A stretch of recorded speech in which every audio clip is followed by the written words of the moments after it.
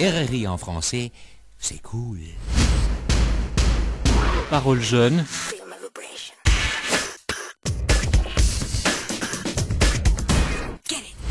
Valentina Beleavski. Bonjour à toutes et à tous. Aujourd'hui, j'ai invité dans le studio les 3 gagnantes de la chasse au trésor francophone déroulée ce printemps à Bucarest. Étudiantes en 2e année à la faculté de langues étrangères, elles nous ont déjà parlé de leur expérience en tant que chasseurs d'endroits francophones de la capitale. Et aujourd'hui, elles ont souhaité partager avec nous les impressions de leur premier voyage en France, gagné grâce à cette compétition. Je donne donc la parole à nos 3 invités. Paroles jeunes. Alors, nous sommes aujourd'hui en compagnie de 3 jeunes étudiantes de Bucarest qui ont gagné cette année, qui ont remporté le Grand Prix de la chasse au trésor 2011. Je vous prie les filles de vous présenter pour nos auditeurs, pour commencer. Bonjour, c'est Christina Coucou. Bonjour, moi je suis Laura Stan. Bonjour, je m'appelle Anna Maria Bodgros. Alors pour commencer, rappelons en 2 mots qu'est-ce que la chasse au trésor et comment vous avez gagné ce prix pour les auditeurs qui n'ont pas suivi la première partie de cette émission. La chasse au trésor est un concours déroulé à Bucarest ce printemps. On a gagné toutes les 3 dans une équipe. On a remporté le Grand Prix, une excursion à Paris. C'était comme les scouts français. On devait chercher des endroits francophones à Paris. À Bucarest. Et vous avez été les plus rapides, en fait, à Oui, trouver c'est ça. les endroits, à chercher sur Internet, dans les livres, parmi vos connaissances. Un endroit a été Radio Roumanie Internationale, entre autres, c'est comme ça qu'on a fait connaissance. Et donc, vous avez gagné le Grand Prix. Et en quoi a consisté le Grand Prix? Le Grand Prix consistait en une excursion d'une semaine à Paris. Alors, comment ça s'est passé pour toi? Pour moi, c'était une expérience unique parce que j'ai lié des d'amitié et enfin j'ai connu beaucoup de gens comme moi dans des autres pays. J'ai découvert que je suis capable de me débrouiller toute seule dans Paris. C'était ton premier voyage en France, à Paris? Oui, mon premier voyage seul, sans personne, sans famille. Et on a survécu. Oui, on a gagné de confiance en nous. Alors plus concrètement, qu'est-ce que vous avez fait? Donc vous avez passé combien de temps en France? Une semaine. Une semaine, mais vous n'êtes pas allés ensemble, vous êtes allés séparément. Séparément, malheureusement, oui. Je voulais dire que la raison pour laquelle on est allé seul, c'est pour ne pas parler le roumain en France, pour parler le français avec les autres, parce qu'en fait c'était une rencontre des jeunes. Une rencontre internationale des jeunes et on a connu beaucoup de gens. On était 18 quand je suis allée et ça a été super. On a beaucoup visité et on s'est bien amusé. On a visité les monuments, bien sûr, la Tour Eiffel, Louvre, Versailles. J'ai beaucoup aimé Versailles. En fait, je l'ai aimé plus que le Louvre, parce que c'était gardé comme dans la période de Louis XIV. Et les jardins, bien sûr, sont superbes. Alors, les autres jeunes qui étaient avec vous, ils avaient eux aussi gagné une chasse au trésor ou ils étaient là grâce à d'autres concours ou comment ça se passe? Il s'agissait d'autres concours, des olympiades, des dictées françaises, des concours de théâtre. Bon, je pense qu'on était les seules filles qui ont gagné ce concours. Tous les membres de vos groupes étaient les gagnants d'un certain concours de langue française? Oui, c'est ça. Et on parlait tous en français, même si s'il y avait des jeunes qui venaient de l'autre côté du monde, par exemple Vietnam, Japon, Sri Lanka, Venezuela.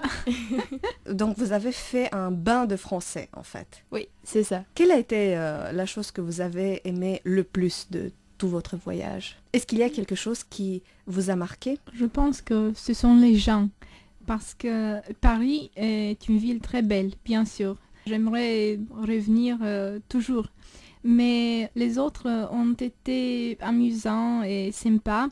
Et j'ai aimé être avec eux à Paris. Parce que si j'avais été seule, peut-être ce n'aurait pas été comme ça. J'ai bien aimé le quartier Belleville.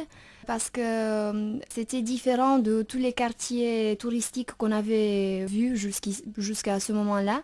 Et bon, c'était un côté populaire et plus humain de Paris. Pour moi, j'ai beaucoup aimé le fait qu'on a découvert le Paris de tous les jours, le Paris qu'on voit dans des images, des livres ou à la télé, mais le Paris des Parisiens, le Paris dans la nuit. Toutes les soirées, on sortait manger dans des restaurants et des bistrots français. C'était comme si nous étions plus proches de ce que la France et de ce que Paris représente en fait. Et le métro de Paris est plus animé que le métro de Bucarest.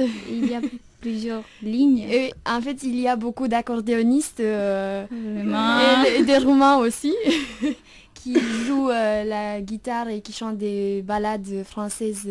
Bon, c'est une atmosphère romantique, quoi. Alors, vous êtes étudiante en langue française, vous aimez la langue française, c'est votre premier voyage en France. Est-ce que ce que vous avez découvert pendant votre voyage ressemble à ce que vous vous êtes imaginé jusqu'ici sur la France et les Français, sur Paris, ce que vous avez lu dans les livres d'école? Oui, j'ai lu que les Français sont un peu conservateurs en ce qui concerne leur langue. Et c'est vrai, parce que j'ai vu des étrangers dans la rue qui demandaient des indications en anglais et les Français répondaient en français. J'ai vu que les Français sont très polis.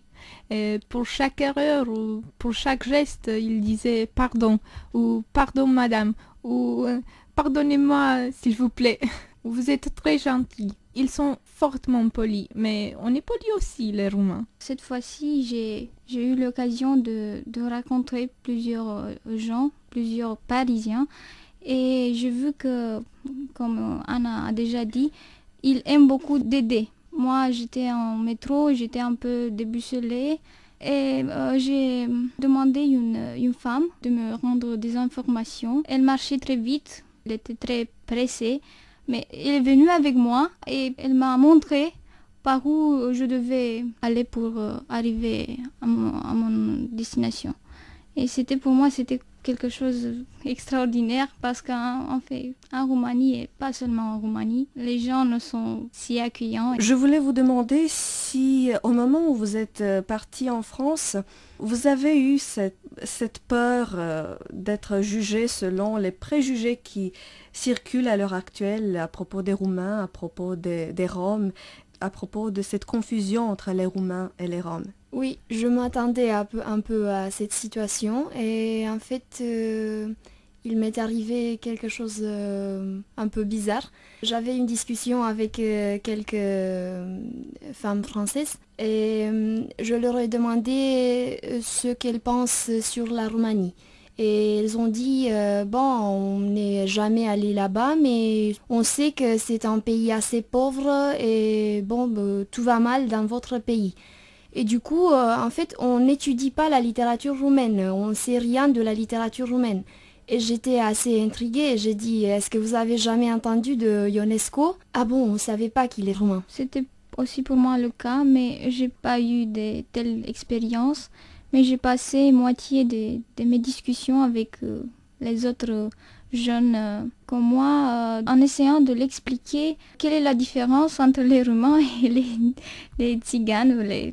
Bien, je demandais à un de nos animateurs, Luc, quelle opinion il a de Roumanie. Il a dit qu'il a connu beaucoup de jeunes de Roumanie et qu'ils sont très actifs, très intéressés et très plein d'énergie. Et toi, Anna, est-ce que tu as eu peur de ces préjugés qui existent à propos des Roumains? Non. J'étais très gaie et optimiste. J'allais en France et j'ai pensé un peu, en fait. Je me suis demandé s'ils iront être un peu froids, un peu réservés. Mais non. J'ai rencontré des gens dans la rue, par exemple. J'étais à Notre-Dame et quelqu'un m'a demandé si j'étais, je sais, un homme. Il m'a dit un homme et je dis non. Et il m'a demandé le pays d'où j'étais. Je dis la Roumanie. Ah, la Roumanie, c'est bien. J'ai des étudiantes roumaines, elles sont très bonnes.